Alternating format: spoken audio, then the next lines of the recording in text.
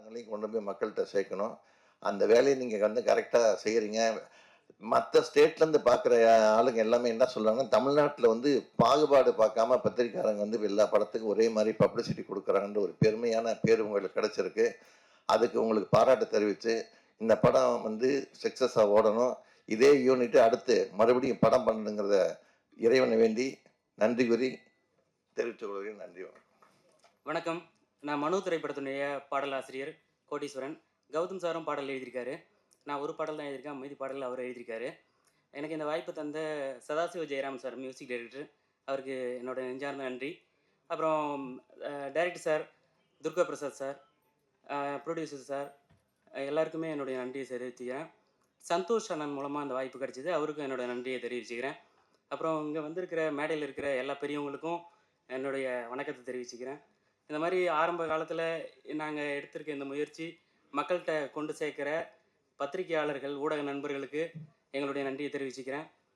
இறைவனோட கருணையால் இந்த திரைப்படம் நல்லா வெற்றி பெற நம்புகிறோம். 2வது வாரமும் தொடர்ந்து திரும்ப இந்த படம் ஓடிட்டுருக்கு. இது ரொம்ப சந்தோஷமாக இருக்குது. இது எங்களுக்கு கிடைச்ச ஒரு பாக்கியம் தான். இன்னும் பல நாள் இந்த படம் ஓடி மக்கள் மனசில் ஒரு நீங்காத இடம் பெறும் அப்படின்னு நாங்கள் நம்புகிறோம். நன்றி. நன்றி. எல்லாருக்கும் வணக்கம். என் பேர் சதாசிவ ஜெயராமன். இந்த படத்துக்கு நான் தான் மியூசிக் பண்ணியிருக்கேன். ஸோ படம் நீங்கள் பார்த்துருப்பீங்க. எனக்கு வாய்ப்பு தந்த டைரக்டர் அவர்களுக்கும் ப்ரொடியூசர் அவர்களுக்கும் ரொம்ப நன்றி. படம் நல்லா வந்திருக்கு, நீங்கள் பார்த்தீங்க.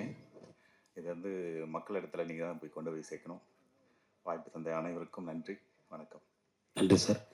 இசையமைப்பாளர்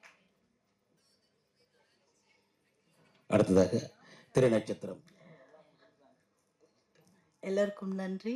இங்கே வந்திருக்கிற எல்லா நண்பர்களுக்கும், டைரக்ஷனுக்கும், ஜாக்கூர் சாருக்கும், விஜய் செல்வன் எல்லாருக்கும் ரொம்ப நன்றியை தெரிவிச்சிருக்கிறேன். இந்த படத்தில் வந்து எனக்கு வாய்ப்பு கொடுத்த துர்கா பிரசாந்த் சாருக்கு ரொம்ப நன்றி தெரிவிச்சிருக்கேன்.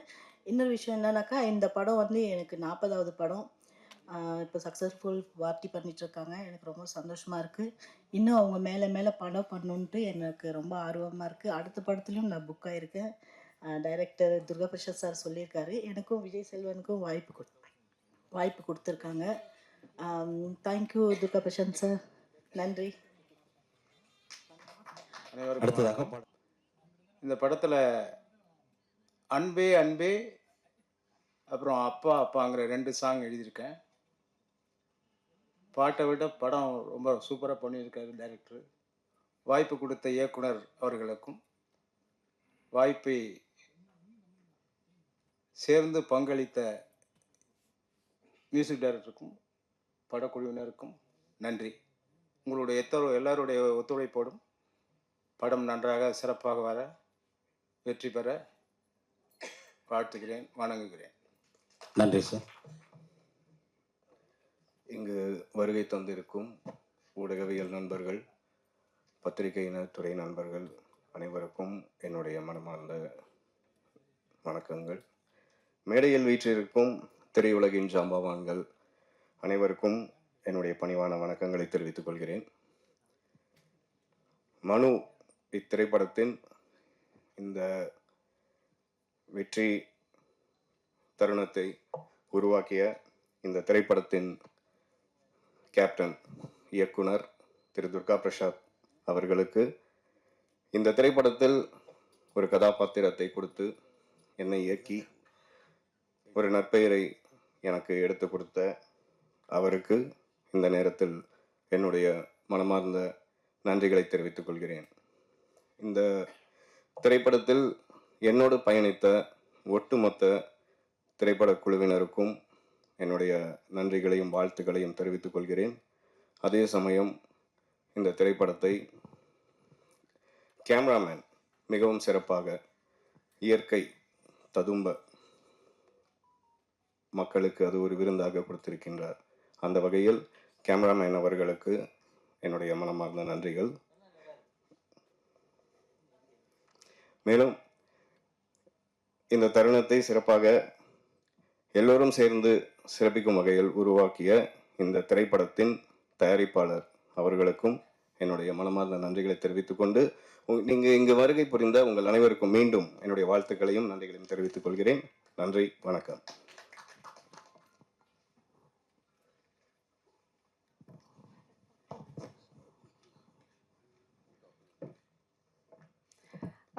எல்லாருக்கும் வணக்கம்.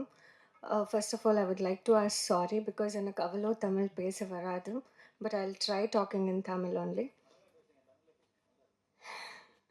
ஸோ ஏதாச்சும் தப்பாச்சுன்னா மன்னிச்சுங்க. First of all I would like to ask everybody, எல்லாருமே தியேட்டர்ஸ்க்கு வந்து சினிமா பாருங்க. Not the cinema, all the cinema. Because నాళ్ళకి ఇది టీవీలో பார்க்கணும் வரும் ஆர் மொபைல்னோ பார்க்கணும் வரும் அப்படியான வெயிட் பண்ணாதுங்க. ஏன்னா இப்போது நம்ம எல்லாருக்குமே பேஷன்ஸ் ரொம்ப தக்குவ, it's very less. Because reels பார்க்கும், when we are seeing reels also we cannot even see like 30 seconds. We just keep scrolling the phone. So அப்படி பண்ணாதீங்க. Just make yourself time, at least monthly once or twice or thrice, just 2 hours of time. தியேட்டர்ஸ்க்கு வந்து இந்த movie பாருங்க. Because theatre experience வந்து வீட்டில் கிடையாது, இல்லை ஃபோனில் பார்க்கணும், அந்த எக்ஸ்பீரியன்ஸ் வராது. நல்லா இருக்கோ இல்லையோ அது வேறு.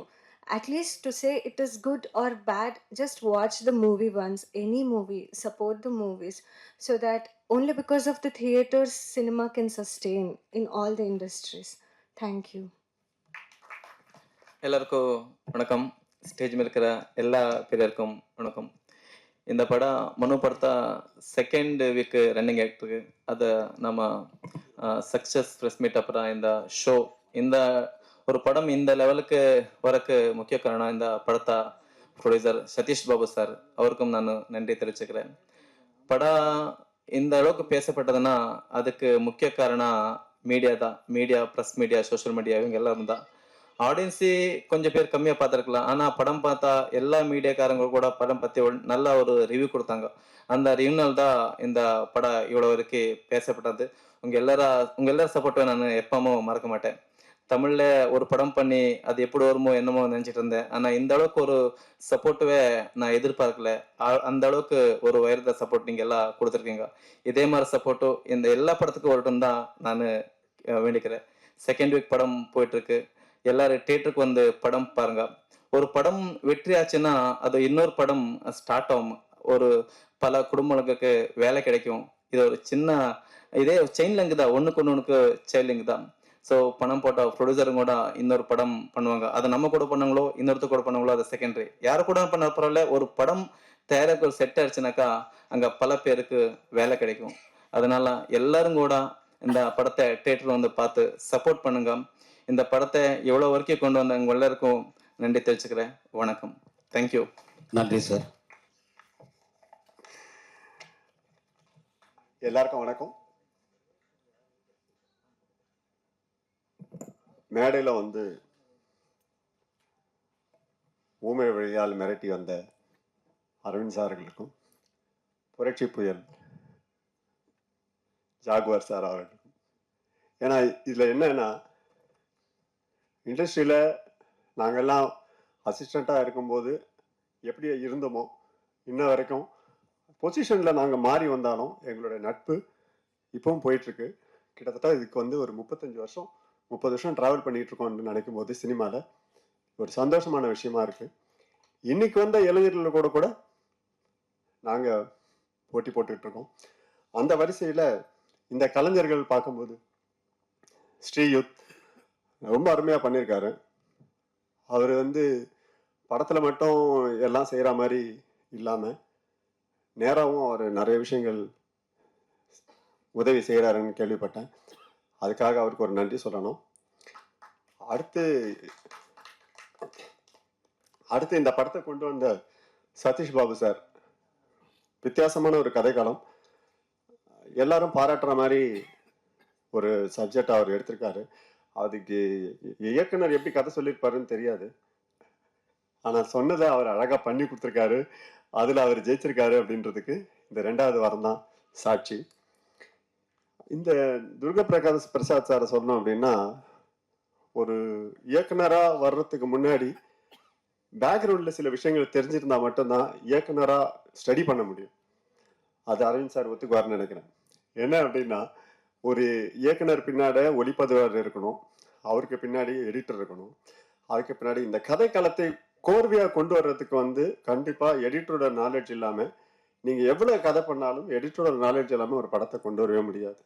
அது அந்த வேலையும் அவரே சேர்ந்து பண்ணியிருக்கிறது வந்து ஒரு சாதனை அப்படின்னு தான் சொல்லுவேன். இங்கே முக்கியமான ஒரு விஷயம் சொல்லப்போனால், விஜய் சாரை பற்றி தெரியாதவங்க இங்கே யாரும் இல்லை. அவருடைய முதல் உழைப்பு அப்படின்னு பார்க்க போனீங்கன்னா, அது இல்லாமல் அவர் பண்ணியிருக்க முடியாது, இவ்வளோ தூரம் வந்திருக்க முடியாது. ஏன்னா எல்லா பெரிய பெரிய ப்ரொடியூசர்கள் கூடலாம் வந்து அவங்கவுங்க மகள்களெல்லாம் கொண்டு வந்திருக்காங்க. ஆனால் அவருடைய முதல் கிரெடிட்னு பார்க்கும்போது நாளைய தீர்ப்பு அப்படின்னு சொல்லி அவங்க அப்பா எடுத்த படம் இன்னைக்கு அந்த தீர்ப்பு முடிவாயிருக்கு. அந்த தீர்ப்பு முடிவாகிறதுக்கும் பார்க்க போனீங்கன்னா, இப்போ இந்த உழைப்பு வந்து என்னாலேயோ ஜாகுவார் சாராலையோ அரவிந்த் சாராலையோ இவங்க எல்லாருமே சேர்ந்து அவரை முன்னுக்கு கொண்டு வர்றதுக்கு நம்ம எவ்வளவு பாடுபட்டோன்றது இங்க எல்லாருக்குமே தெரியும். அன்னைக்கு அவர் நினைச்சிருக்க முடியாது நம்ம வருவோமான்னு சொல்லிட்டு. ஆனா அவருடைய கேரியர் வந்து படிப்படியா அவர் முன்னுக்கு வர்றாரு அப்படின் போது அவருடைய கடைசி கட்டங்கள் பார்த்தீங்கன்னா ஜனநாயகன்ல தான் வந்து நிக்குது. என்ன விஷயமா சொல்ல வர அப்படின்னு பார்த்தா, ஒரு மாணவனா இருந்தாரு, அதுக்கப்புறம் வந்து ஒரு மகனா வந்தாரு, அப்புறம் போலீஸ் ஆஃபீஸரா வந்தாரு, அப்புறம் ஒரு ஜட்ஜா வந்தாரு, ஒரு காமெடியன் ட்ராக், இப்படி லைனா பண்ணிக்கிட்டே வரும்போது ஒருத்தருடைய முயற்சின்றது தனித்தனியா போயிட்டே இருக்கு. அதுக்கு கடைசி கட்டம் பார்த்து போனீங்கன்னா அது முதல்வர் போஸ்ட் தான். முதல்வருக்கு பின்னால அவர் திருப்பி இறங்கி ஒரு போலீஸ் ஆஃபீஸர், திருப்பி ஒரு ஜட்ஜு அப்படிலாம் ஒர்க் பண்ணவே முடியாது. அந்த இடத்துல வந்து அவர் ஸ்ட்ரக் ஆகி நின்ன பிறகு அடுத்து அவர் எடுத்த முடிவு வந்து தலைமை தான். அது 8 கோடி மக்களுடைய தலைமையா அவர் கொண்டு வந்து இறங்கியிருக்காரு அப்படின்றது ஆணித்தரமா நான் இங்க பதிவு பண்ண விரும்புறேன். ஏன்னா இதை வந்து ரஜினி சாரோ கமல் சாரோ தொடலை. முதல்வன் படம் வந்து கமல்ஹாசன் சாருக்கு போகும்போது கமல்ஹாசன் சாரு அதை பண்ணல. ஏன்னா அவர் அன்னைக்கு பண்ணியிருந்தாருன்னா ஒருவேளை அவர் முதல்வர் ஆயிருக்கலாம். ஏன்னா அதுக்கப்புறம் அவருக்கு படம் கொடுக்கறதுக்கு படம் கிடையாது, இந்த ஒரு சூழ்நிலை இருக்கு. அதுக்கு அடுத்து ஒண்ணு சொல்ல போனா,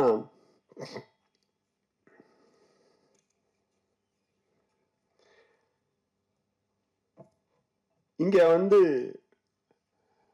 அன்னைக்கு வந்து விஜய்க்கு ஒரு நாளைய தீர்ப்பு கொடுத்து எப்படி முன்னுக்கு வந்து அவர் இன்னைக்கு அரசியலுக்கு வந்தாரோ அதே மாதிரி இந்த குழு இங்க மனு கொடுத்துருக்காங்க. மனு கொடுத்த மக்களுக்கு வந்து மனு கொடுத்துருக்காங்க. இந்த மனுவால அவங்க இன்னும் மேல மேல உயர்ந்து அடுத்த தலைமுறைக்கோ இல்ல அடுத்த விஷயங்களுக்கு சொல்றதுக்கோ உபயோகரமா இருப்பாங்க அப்படின்னு சொல்லி என் உரையை முடிக்கிறேன். நன்றி, வணக்கம். வந்திருக்கும் அனைவருக்கும் வணக்கம். பத்திரிகை நண்பர்களுக்கும் தொலைக்காட்சி தோழர்களுக்கும் இன்டர்நெட் இணையவர்களுக்கும் மேடையில் இருக்க அத்தனை பெரியவர்களுக்கும் நன்றி கலந்த வணக்கத்தை தெரிவிச்சுள்ள பெருமை அடைகிறேன். அரவிந்த் சார் வந்து தமிழ் திரை உலக ஒரு ஆங்கில படத்துக்கு நிகராக எடுத்து புரட்டி போட்டவர். அப்படி ஒரு ரசிகர் அவருக்கு உண்டு. இன்றைக்கி அவர் வந்திருக்காரு, அவருக்கு உண்மையிலே சந்தோஷம், வாழ்த்துக்கள் அவருக்கு. அமர் செல்வா சார் வந்து சும்மா பேசிட்டு போயிட்டார், எல்லாருக்கும் தெரியுமான்னு தெரியல, விஜயோட தாய் மாமா. ஏன்னா நான் வந்து சட்டமன்ற ரைட்டர்லேருந்து அவங்க படம் பண்ணிக்கிட்டு இருக்கேன். வெற்றி படம் அவர் ஃபஸ்ட்டு படம் நடித்தார், நானும் அதில் நடிச்சிருப்பேன். அந்த காலத்துலேருந்து இன்றைக்கி வரைக்கும் நாங்கள் நட்பாக இருக்கோம். அதுக்கு செல்வா சார்லாம் எவ்வளோ உழைச்சிருக்காருங்கிறது எனக்கு தெரியும். என்னென்ன கஷ்டப்பட்டார் செல்வா சார் எல்லாமே எனக்கு தெரியும். நாங்கள் கூட வந்து பார்த்துக்கிட்டு தான் இருந்தோம். திட்டு வாங்கியிருப்பார், நல்லது பண்ணி எல்லாம் உண்டு. பட் ஓகே, ஏதோ ஒரு பக்கத்தில் வந்து ஒரு முதல்வரை நம்ம நிறுத்திட்டோம். திரையுலகத்துலேருந்து புரட்சித் தலைவர் எம்ஜிஆருக்கு அப்புறம் ஒரு ஹீரோவை கொண்டு நிறுத்தியிருக்கோம். அது நல்லது நடந்துக்கிட்டு இருக்கோம், நல்லது நடக்கும் அப்படின்னு நல்லா நினைப்போம். அவருக்கும் வாழ்த்துக்கள். அப்புறம் மியூசிக் டைரக்டர் தொப்பியை கழட்டவே மாட்டேங்கிறார், நமக்கு ஆளே தெரிய மாட்டேங்குது, கண்ணாடி வேறு போட்டிருக்காரு, தெரியல. அவருக்கும் வாழ்த்துக்கள். ரொம்ப நல்லா இருக்குது மியூசிக். நம்ம ஆடியோ ஃபங்க்ஷன்லேயே ரொம்ப சொன்னது தான், ரொம்ப நல்லா இருக்குது. அப்புறம் டைரக்டர் எனக்கு ரொம்ப கால நண்பர், ஒரு நல்ல மனிதர், நல்ல மனம் கொண்ட மனிதர். அதனால் நல்ல படம் நல்லபடியாக ஓடி இருக்கு. இன்றைக்கி ஓடி வெற்றி விழா தானே இது. உண்மையிலே இன்னும் நிறையா போகும். உங்களுக்கு வாழ்த்துக்கள் சார். நீங்கள் இதே மாதிரி குணமாக எப்பவும் நல்லா இருங்க, உங்களுக்கு வாழ்த்துக்கள். அப்புறம் மியூசிக் பாட்டு எழுதின அத்தனை பேருக்கும் குறிப்பாக நன்றி சொல்கிறேன். அப்புறம் தேவிஸ்ரீ மேடம், அவங்க வந்து எங்கள் கூட 2-3 படம் நடிச்சிருக்காங்க. ஒரு பெரிய ஆக்டர்ஸு. அவங்களே அவங்களுக்கு பாராட்டு, ரொம்ப சந்தோஷம். அவங்க பொண்ணும் ஹீரோயினாக நடிச்சிக்கிட்டு இருக்காங்க, நிறையா தெலுங்கு படங்கள் பண்ணிகிட்ருக்காங்க, அவங்களுக்கு வாழ்த்துக்கள். அப்புறம் வந்து ஹீரோயினி ரொம்ப அழகாக பேசுனாங்க. தமிழ் தெரியாதனாங்க, தமிழ் ரொம்ப அழகாக பேசுனாங்க. அதை விட மேலே அவங்க வந்து இந்த படத்தை விட எல்லா படமும் நல்லா இருக்கணும் அப்படின்னு சொன்னாங்க. உண்மையிலே வாழ்த்துக்கள் உங்களுக்கு, உண்மையிலே அண்டர்ஸ்டாண்ட். உண்மையிலே அந்த வார்த்தை சொல்கிறதுக்கு நான் என் படம் ஓடணும்னு தான் நினைப்பேன். அதெல்லாம் இல்லை. எல்லாரும் தேட்டருக்கு வந்து பாருங்கள். தேட்டருக்கு வந்து பார்க்குறதுல ஒரு பெரிய நிகழ்ச்சி என்னென்னா, எல்லாரும் ஒற்றுமையாக சிரிப்போம், எல்லாரும் சந்தோஷப்படுவோம், எல்லாரும் அழுவோம். அதனால தான் தியேட்டரில் வந்து படம் பார்க்குறது. வீட்டில் தனியாக உட்காந்து பார்ப்போம், சிரிக்கவும் தெரியாது, அழவும் தெரியாது, செவுறு மாதிரி உட்காந்துருப்போம். தேட்டரில் படம் பார்க்குறது எதுக்கு? அன்றைக்கி வந்து அந்த காலத்தில் நான் வந்து ஒரு 60-65 வருஷம் முன்னாடி நாங்கள் எங்கள் ஊர் கிராமம், அங்கெல்லாம் வந்து பாவக்கூத்துன்னு சொல்லுவாங்க, அது நடந்துக்கிட்டு இருக்கோம். அப்போ வந்து உண்டியல் தான் இங்கே காட்டுவாங்க. எதனா இப்போ ஒரு பிசா அந்த ஓட்டை ஒரு பிசா அதில் போட்டு அதை பார்த்துக்கிட்டு இருப்போம், அது இன்ட்ரெஸ்ட்டாக இருக்கும். அப்புறம் நாடகம், அப்புறம் டூரிங் டாக்ஸியில் படம். இன்றைக்கி வந்து இந்த அளவுக்கு படங்கள் வளர்ந்துருக்குது. வளர்ந்ததுக்கு காரணம் மக்களும் ஒற்றுமையாக இருந்தோம். இன்றைக்கி அவங்கவுங்க தனியாக படம் பார்க்குறதுனால அவங்களுக்கு நிறையா பிரச்சனைகள். அவங்களுக்கு உடம்பு சரியில்லை, ஏதோ ஒன்று சிரிக்கணும்ல, முதல்ல சிரித்தா தானே உடம்பு நல்லாயிருக்கும். வாய் விட்டு சிரித்தால் நோய் விட்டு போகும்னு சொல்லுவாங்க. அந்த மாதிரி சிரிக்க கூட முடியல. அப்போ வந்து படத்தை வந்து தேட்டரில் வந்து பாருங்கள். இது வந்து உங்களுக்கு வந்து ஒரு ப்ரொடியூசருக்கு காசு கொடுக்குறதோ, ஒரு ஹீரோவுக்கு கொடுக்குறோ, ஹீரோயினுக்கு கொடுக்குறோ, மியூசிக் டைரக்டர் கொடுக்குறதோ கிடையாது. உங்களை நீங்கள் நல்வழிப்படுத்துறது அதுதான். இப்போ நான் வந்து யோகா பண்ணுறேன், எனக்கு 74 வயசாச்சு. நான் நல்லா இருக்கிறேன் அப்படின்னா காரணம் என்னென்னா, நான் பயிற்சி பண்ணிக்கிட்டே இருக்கேன். அதே மாதிரி தேட்டரில் படம் பார்த்துக்கிட்டே இருக்கேன். ஏன்னா அவங்க சிரிக்கும் போது அந்த சிரிப்பு இல்லை, அந்த சிரிப்பு நம்மளையும் சேர்ந்து சிரிக்க வைக்கும். ஒருத்தர் பக்கத்தில் சிரிக்கும் போது நம்ம சிரிப்போம், கண்டிப்பாக சிரிப்போம். வீட்டில் சிரிக்கவே மாட்டோம், உண்மனே உட்காந்து படம் பார்த்துட்டு இருக்கோம். அதனால் இவங்க சொன்னது, இந்த ஹீரோயின் சொன்னது 100க்கு 100 உண்மை. எல்லாருமே தேட்டரில் போய் படம் பாருங்கள். இதை வந்து காசுக்காகலாம் சொல்லலை. ஏதோ ஒரு வேலை நாங்கள் கூட செஞ்சுருவோம், அதெல்லாம் ஒன்றும் பிரச்சனை இல்லை. ஏதோ பிறந்துட்டோம் எல்லாரும். ஏதோ இப்போ வந்து 8 கோடி பேர் இருக்காங்க தமிழ்நாட்டில்னா, 8 கோடி பேருமா சினிமாவில் இருக்கும்? சும்மா 30,000 பேர் தான் இருக்கும். இதுக்கு எங்களுக்காகவே சொல்ல, இது மக்கள் பார்க்குற மக்களாக இருக்கட்டும், கேட்குற நண்பர்களாக இருக்கட்டும், நிச்சயமாக தேட்டரில் வாரத்தில் ஒரு நாளாவது நம்மளை ரீசார்ஜ் பண்ணிக்கோங்க. நம்மளை சிரித்து அழுது, நம்ம அழ முடியாது, தனியாக உட்காந்து அழ முடியுமா? அந்த படம் பார்க்கும்போது கண் கலங்கும் நமக்கு. அந்த நீர் வர்றது ரொம்ப நல்லது உடம்புக்கு. இது மாதிரி எல்லாமே நீங்கள் தேட்டரில் வந்து படம் பார்க்கணும். இந்த படம் வந்து சக்ஸஸ் மீட் ஆனது உண்மையிலே சந்தோஷம். நான் ஆடியோ ஃபங்க்ஷனில் கலந்துக்கிட்டேன். அதே மாதிரி இந்த படம் இன்னும் நிறைய பணம் கொடுத்து அந்த டைரக்டர், ப்ரொடியூசர், அவர் சார் எழுந்துங்க சார் ஒரு நிமிஷம், அவருக்கு உண்மையில கை தட்டுங்க. அவர் வந்து ரொம்ப காலமாக பண்ணிகிட்டு இருக்காரு. இவர் இங்கே சொல்கிறார், நான் அந்த படம் சக்ஸஸ் ஆகும்னு நினைக்கலன்றாரு. நிச்சயமாக இன்னும் நீங்கள் சக்ஸஸ் படமாக கொடுப்பீங்க சார். உழைப்பு, உண்மை, நேர்மை, கடினமான உழைப்பு இருந்தால் யாருமே தோக்க மாட்டோம். நான் கூட தனியாக தான் வந்தேன் சென்னைக்கு. நான் புரட்சித்தில் ஒரு எம்ஜிஆர் என்னை கூப்பிட்டு வந்து சினிமாவில் விட்டாலும் யாரும் வேலை தரல, குள்ளமாக இருக்கேன்ட்டு. அதுக்கப்புறம் நானே என்னோடய முயற்சியில், என்னோடய திறமையில் இன்றைக்கி வந்து 2000 படம் பண்ணியிருக்கேன். அதெல்லாம் பெரிய விஷயம். அது மாதிரி நீங்களும் நிறைய படம் பண்ணணும். இந்த தமிழ்நாடு உங்களை வாழ்த்தும்னு சொல்லிக்கொண்டு அத்தனை பேருக்கும் நன்றி கலந்த வணக்கத்தை சொல்லிக்கிறேன். குறிப்பாக ஒரு சகோதரர் விஜய், அவருக்கும் என்னோடய வாழ்த்துக்கள் சொல்கிறேன். நிறைய நல்லா இருக்கீங்க சார், நல்லா பெருசாக வாங்க, வாழ்த்துக்கள் சொல்கிறேன். எப்பவும் சொல்ல மாதிரி தான் சார், இந்த உலகெல்லாம் போராடிக்கிட்டு இருந்தாலும் நம்ம இந்தியா மட்டும் நல்லா சந்தோஷமாக இருக்கும். நம்ம நாடு வந்து பெண்மையை மதிக்கிற நாடு, தாய் இல்லாமல் உலகமே இல்லைன்னு நினைக்கிற நாடு நம்ம நாடு. இன்றைக்கி வந்து இந்த இன்டர்நெட் அதெல்லாம் வந்தோடனே அம்மா யார், அக்கா யார், தங்கச்சி யாருன்னு தெரியாமல் 3 வயசு பசங்களை பாலியல் கொடுமை பண்ணுறாங்கன்னா அதுக்கு காரணம்னா ஒற்றுமை இல்லாத வாழ்க்கை. அதாவது யாருமே வந்து சாராயம், போதை வகையில் ஈடுபட்டு தன்னை வந்து மறந்துடுறாங்க. யார் அண்ணனா இருக்கிற போட எவனாக இருந்தாலும் நமக்கு ஒரு கோட்டர் கிடச்சா போதும்னு நினைக்கிறாங்க. அதை மறங்க. சாராயம் விற்கிறவன் சாராயம் குடிக்க மாட்டான், கஞ்சா விற்கிறவன் கஞ்சா குடிக்க மாட்டான், அபின் விற்கிறவன் அபின் குடிக்கவே மாட்டான். ஏன்னா அவனுக்கு தேவை காசு தான். ஆனால் நீங்கள் உங்கள் உயிரை கொடுத்து குடித்து ஒன்றுமே இல்லாமல் போகிறீங்க. பாருங்க, வேலைக்கு கூட ஆள் இல்லைங்கிறாங்க. அதனால் நம்ம பாம்பேல இருந்தோ ஏதோ ஒரு குஜராத்தில் இருந்தோ எங்கேயோ எடுத்துகிட்டு வந்து வேலை செஞ்சுக்கிட்டு இருக்கோம். அப்போ வேலை உங்களுக்கு இல்லை. ஒரு தாய், ஒரு பெண், அவங்க கஷ்டப்பட்டு உழைச்சி தன்னோட கணவனுக்கு, குழந்தைக்கு சாப்பாடு கொடுத்துக்கிட்டு இருக்காங்க இன்றைக்கி காலகட்டத்தில்.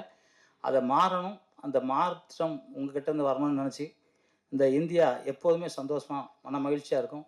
எல்லாத்துக்குள்ள பெரிய இது தமிழாக பிறக்கிறது தான் உலகத்திலே மிகப்பெரிய சிறந்த சக்தி. 889 கோடி மக்களில் தமிழனாக பிறக்கிற அத்தனை பேரும் புண்ணியம் செஞ்சால் மட்டும்தான் அந்த தமிழ்நாட்டில் தமிழனாக பிறக்க முடியும். ஏன்னா குழந்தை தாயோட அந்த வாசல்லேருந்து வரம்பு கூட அம்மான்னு சொல்லுவோம், அத்தைன்னு சொல்லிட்டு வரும்போது மம்மின்னு சொன்னதா எந்த சரித்திரமும் இல்லை. அந்த தமிழ் வாழ்க, தமிழ் வெல்க, வென்றே தீர்வோம். நன்றி, ஜெய்ஹிந்த். நன்றி மாஸ்டர், நன்றி நன்றி. பத்திரிகை நண்பர்களுக்கும், ஊடக நண்பர்களுக்கும், யூடியூப் நண்பர்களுக்கும் எனது அன்பு வணக்கங்கள். மேடையில் வீட்டிருக்கின்ற நம்ம மாஸ்டர் பற்றி நம்ம சொல்ல வேண்டாம். அந்த தமிழ்னு அவர் எப்படா கற்றுவார்னு எல்லாருமே பார்த்துக்கிட்டு இருப்போம். அந்த மாதிரி தமிழ் மேல் மிகவும் பற்று கொண்ட அருமை நண்பர் திரு ஜாகுவார் தங்கம் அவர்களுக்கும் 74 வயசுன்றார், 72 மிஸ்டர், 74 வயசு என்ன குரல் கொடுத்தாரு பாருங்க தமிழுக்கு.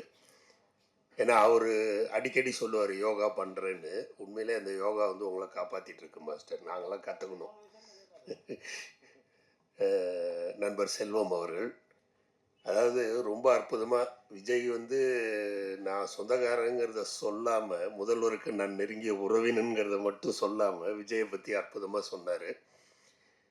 உண்மையிலேயே இன்றைக்கு சினிமாவிலிருந்து ஒருவர் முதல்வராக வந்திருக்கிறார் என்பதை நம்ம பாராட்ட வேண்டிய ஒரு விஷயம். நிச்சயமாக அவர் சினிமாவுக்கு செய்வார்ன்ற எதிர்பார்ப்பு ரொம்ப பெருசாக இருக்குது. நிச்சயமாக அவர் செய்யணும். இந்த காலகட்டத்தில் சினிமா மீண்டும் தலை நிமிர்ந்து நிற்கணும். ஏன்னா தமிழ் சினிமாவில் வந்து திறமைக்கு என்றைக்குமே பஞ்சம் இருந்ததில்லை. தமிழ் சினிமா மாதிரி இன்றைக்கும் சொல்கிற திரைக்கலைஞர்கள் அப்படிப்பட்ட சிறப்பான ஒரு கலைஞர்கள். பல காரணங்களால் வந்து சினிமா வந்து தேட்டர் கிடைக்காம ரொம்ப கஷ்டப்பட்டு படம் பண்ணுறது ஈஸியாக இருந்தது, படத்தை ரிலீஸ் பண்ணுறது கஷ்டமாக இருந்தது. அப்படி ஒரு சூழல் இருந்தது. அதையெல்லாம் மீறி இன்றைக்கும் நம்ம இயக்குனர், இந்த படத்தோட இயக்குனர் துர்கா அவர்கள், நான் தான் கேட்டேன் சார் நீங்கள் தமிழ் மாதிரி பேசலையே அப்படின்னு. நான் கன்னடா சார் அப்படின்னாரு. அங்கிருந்து வந்து இங்கேயும் வந்து இன்றைக்கும் படம் பண்ணி சிறப்பான ஒரு படத்தை வந்து கொடுத்துருக்காரு. இந்த படத்தினுடைய கதை அப்படிங்கிறத பார்த்தீங்கன்னா ரொம்ப ஒரு சின்ன கதை. ஏன்னா ஒரு இயக்குனராக என்னடா ஒரு எங்கேயுமே ஒரு ட்விஸ்ட்டு கிடையாது, ஒரு டேர்ன் கிடையாது, ஒரு 2 ஸ்ட்ரெயிட் நேரேஷன், அவ்வளோதான். ஒரு பணக்கார வீட்டு பொண்ணு, ஒரு இது, இவங்களுக்கு இடையில ஒரு சின்ன ஜாதி பிரிவு, 2 பேரும் எப்படி சேர்ந்தாங்க, எப்படி வாழ்ந்தாங்க, அவர் எப்படி மனசு மாறினார், இவ்வளோதான் வந்து ரொம்ப சிம்பிளான ஒரு கதை. அந்த கதைக்கு இந்த அளவு வந்து அவர் உயிர் கொடுத்து பாடுபட்டு அதை இன்னைக்கு இவ்வளோ சிறப்பாக கொண்டுட்டு வந்து நிறுத்தினதுக்கு அவரை நம்ம பாராட்டியே ஆகணும். ஏன்னா இப்போ இந்த கதைங்கும் போது இதற்கு வந்து ஒரு கதை களமாக அவர் எடுத்துக்கிட்ட பகுதிகள் பார்த்தீங்கன்னா, அந்த லொக்கேஷன்ஸ் பார்த்தீங்கன்னா ரொம்ப அற்புதமான இடங்களை தேர்வு பண்ணி ரொம்ப அற்புதமான இடங்களில் போய் வந்து இந்த படத்தை வந்து எடுத்திருக்காரு. ஏன்னா இந்த கதையை வந்து நம்ம சென்னையிலே வந்து ரொம்ப ஈஸியாக சொல்லிட்டு போகலாம். பட்ஜெட்டை சுருக்கணும் அப்படின்னு நினச்சிருந்தா அவர் அப்படி நினைக்கல. தன்னுடைய கதைக்கு வந்து ஒரு உயிர் கொடுக்கணும் அப்படின்ற முடிவில் வந்து ரொம்ப அற்புதமாக அதற்கு உதவியாக இருந்தது நம்ம சதீஷ் பாபு சார் அவர்கள், தயாரிப்பாளர். ஏன்னா என்றைக்காக இருந்தாலும் ஒரு தயாரிப்பாளர் அவர் தான் வந்து பேக் போன். அவர் இல்லைன்னா நம்ம யாருமே வந்து சினிமாவில் வந்து நின்று இருக்க முடியாது. தயாரிப்பாளர் அவர்களுக்கும் இந்த நேரத்தில் வந்து பாராட்டு. ஏன்னா ஒரு காட்சியும் ரொம்ப சிம்பிளாக இங்கேயே பண்ணியிருக்க வேண்டிய விஷயத்துக்கு அவர் கொடுத்துருக்க கதை களமும் சரி, அதற்கு கொடுத்துருக்க பேக்ரவுண்டும் சரி, அப்படி ஒரு அற்புதமாக பண்ணியிருந்தார். இசையமைப்பாளர் கௌதம் அவர்கள் ரொம்ப அற்புதமான இசை. படத்தில் வந்த அத்தனை பாடல்களும் சரி ரொம்ப அற்புதமாக இருந்தது. பாடல்கள் எழுதின அத்தனை நண்பர்களுக்கும் வாழ்த்துக்கள். ரொம்ப சிறப்பாக இருந்தது. படத்தில் நடித்திருந்த நடிகர் நடிகைகள், ஏன்னா படத்துக்கு வந்து நான்லாம் வந்து அடிக்கடி கதை பண்ணும்போதே ரொம்ப யோசிப்பேன், என்னடா 20 கேரக்டர் வருது, 25 கேரக்டர் வருது, 25 பேருக்கு எங்கடா போய் தேடுறதுன்னு. இதில் இருந்ததே ஒரு 6-7 கேரக்டர்ஸ் தான். அந்த 6-7 கேரக்டர்ஸை வச்சுட்டு ஒரு முழு நீள படத்தை நம்மளை பார்க்க வைக்கிறாங்கன்னா அந்த credit all goes to the artist. அதில் நம்ம விஜய் ரொம்ப நல்லா பண்ணியிருந்தார். ரொம்ப இயல்பாக வந்து ஒரு வில்லனாக பண்ணியிருந்தார். இப்போ உடம்பு போட்டிங்கன்னு நினைக்கிறேன். ரொம்ப இயல்பாக பண்ணியிருந்தார். அதே மாதிரி தேவி மேடம், அவங்கள சொல்ல வேண்டாம். அவங்க படத்திற்கு படம் மெருகேறிட்டு வந்துட்டு இருக்காங்க. இந்த படத்துலையும் ஒரு நல்ல பாத்திர படைப்பு உங்களுக்கு கிடைச்சிருக்கிறது. ஒரு அருமையான பாத்திரம். ஸ்ரீ கதாநாயகன் அவர் வரல, பட்டு ரொம்ப சிறப்பாக ஆக்ஷன் சண்டை காட்சிகள்லாம் அப்படி வந்து பண்ணியிருந்தார். ஒரு மிரட்டலான ஒரு நல்ல ஒரு ஹீரோ. மேடம் ரேஷ்மா ரொம்ப நல்லா பண்ணியிருந்தாங்க.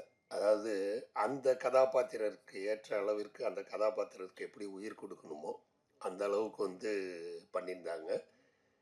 2 பேருக்கும் இடையில ஒரு நல்ல ஒரு கெமிஸ்ட்ரி இருந்தது, ஹீரோ ஹீரோயின். ஏன்னா இந்த கதைக்கு வந்து அது தேவை.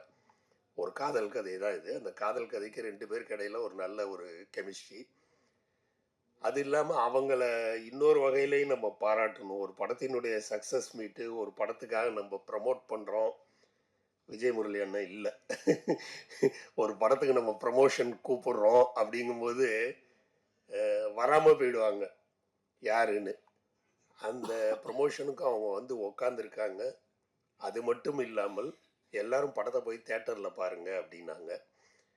அது உண்மையான வார்த்தை. ஏன்னா படம் என்பது தேட்டரில் மட்டும்தான் பார்க்கணும். 4 பக்கமும் இருட்டு பண்ணிட்டு கதவை மூடிட்டு அந்த இருட்டில் உட்காந்து நம்ம அதோட ஒன்றி போயிடுவோம். அப்படி பார்த்தால்தான் படம். மாஸ்டர் சொன்ன மாதிரி வீட்டிலலாம் உட்காந்து பார்க்கவே முடியாது. இருன்னு ஒரு 5 நிமிஷம் அப்படி ஃப்ரீஸ் பண்ணிட்டு ஒரு படத்தை 4 நாளில் பார்ப்போம். 5 நாள் 4 நாளில் ஒரு படத்தை பார்ப்போம். அப்பப்போ நிறுத்திக்கிறது, அப்பப்போ பார்க்கறது, முன்னாடி கொஞ்சம் கண்டினியூட்டி.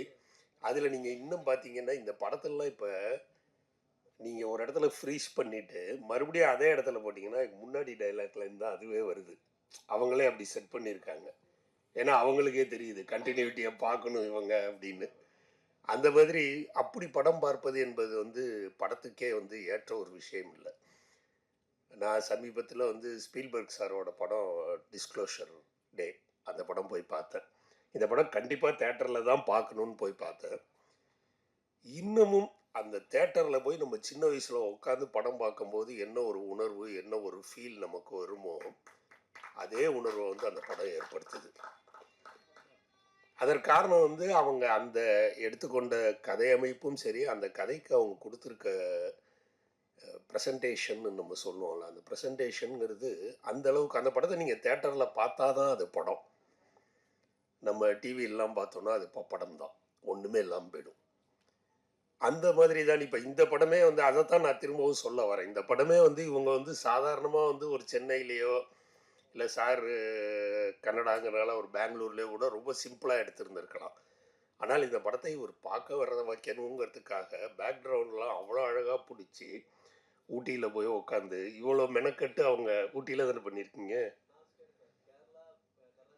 பாருங்கள். 4 ஸ்டேட்டு சவுத்து ஃபுல்லாகவே வந்து படத்தை பண்ணியிருக்காங்க. நல்ல ஒரு படம். இன்றைக்கு தேட்டரில் வந்து இது படம் நல்லா ஓடிட்டுருக்குன்றாங்க. இது போன்ற படங்களுக்கு இது போன்ற வரவேற்பை மக்கள் அளிப்பதற்கு மூல காரணமாக இருப்பவர்கள் நீங்கள். இந்த படத்துக்கு நல்ல வரவேற்பு ஏற்கனவே கொடுத்துருக்காங்க. இன்னைக்கு உங்கள் மூலமாக இந்த படம் இன்னும் சிறப்பான வெற்றியை பெறுறது அப்படிங்கிற நம்பிக்கை எனக்கு இருக்குது. இந்த நல்ல முயற்சிக்கு மீண்டும் ஒரு முறை அவர்களை பாராட்டி நன்றி கூறி, இந்த விழாவை இவ்வளோ சிறப்பாக நடத்திட்டு இருக்கிற நண்பர் பிஆர்ஓ வெங்கட் அவர்கள், அவரை மறுக்கவே முடியாது. திடீர்னு கூப்பிடுவார். நேத்தான் எனக்கு ஃபோன் அடித்தார். மாஸ்டருக்கு முந்தா நாளா நேத்தானே? ஆமாம், அவருக்கு காலையில் அடிச்சிருப்பார் செல்லம் சார். அப்படி ஒரு நல்ல நண்பர் எல்லாருக்கும். டக்குன்னு வந்து என்கிட்ட சொன்னார், சார் நீங்கள் எப்படியாவது வந்துடுங்க. நான் சொன்னேன், சார் இப்போ இல்லை வெங்கட், நம்ம படத்தை முழுசாக பார்க்காம ஒரு படத்தை பற்றி பேசக்கூடாது, அது தவறாக இருக்கும். 9:30 மணி எனக்காக ஒரு 10 மணிக்கு பண்ணுங்க, நான் கரெக்டாக 10 மணிக்கு வந்துடுறேன்னா கரெக்டாக எனக்காக தள்ளி போட்டார் 10 மணி வரைக்கும். அதுக்கு இந்த நேரத்தில் அவருக்கு நன்றி சொல்லிக்கிறேன். முழு படத்தையும் நான் பார்த்தேன் ஆரம்பத்துலேருந்து உட்காந்து. இந்த படத்தில் எனக்கு ரொம்ப அதிர்ச்சியான ஒரு விஷயம் நடந்தது. அது எல்லாருக்குமே சொல்லணும். என்னன்னா, திடீர்னு நீங்கள் வந்து உட்காந்தா ஸ்மோக்கிங் காஸ் கேன்சர் அப்படின்னு என் குரல் வந்தது.